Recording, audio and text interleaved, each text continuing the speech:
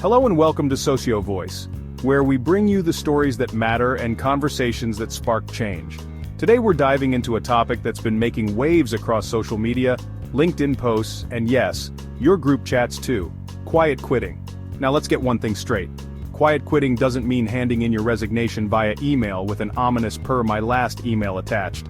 Nope, it's about saying no to going above and beyond at work without fair compensation or recognition. Sounds familiar? Maybe you've experienced it yourself, or perhaps you've seen the endless TikToks of people redefining what work-life balance truly means. But here's the big question: is quiet quitting a rebellion against toxic hustle culture, or is it a warning sign for something bigger? Stay tuned because we're unpacking it all right here. Now let's start with a little reality check. Remember those motivational posters in your office that scream, "Go the extra mile"? For many young professionals, that extra mile feels like a never-ending marathon. And it's not just a Gen Z versus Boomer debate. Data from a recent Gallup survey shows that over 50% of the global workforce is disengaged at work. And yet, the phrase quiet quitting has been used to villainize employees for doing the job they were hired to do. Nothing more, nothing less. But is this about laziness, or are we witnessing a collective reckoning with the way we approach work? Let's rewind to the past few decades. For years, we've been sold the dream of hustle culture, where overworking was glamorized, and 80-hour weeks were badges of honor. But then came the pandemic.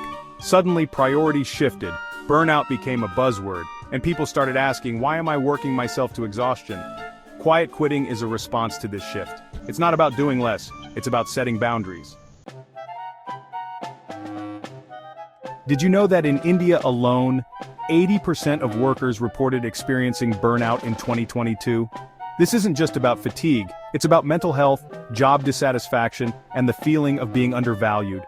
For young professionals, the choice is clear: either protect their well-being or get stuck in the burnout cycle.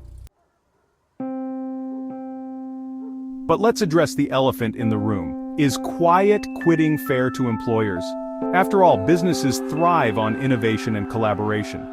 Some argue that going above and beyond is what gets you noticed. But here's the flip side. If employees feel undervalued, why should they invest more than their job description demands? Quiet quitting is a symptom of a larger problem: lack of recognition, fair pay, and a toxic work environment. And then there's the role of technology. Thanks to remote work, the line between work and life has blurred. We've all checked emails at midnight or joined meetings during lunch. Quiet quitting is, in some ways, a way of reclaiming those boundaries. So, let me ask you, have you ever found yourself working late and wondering, why am I doing this? When was the last time you truly disconnected from work? Drop your thoughts in the comments below because we want to hear your story. Let's break it down.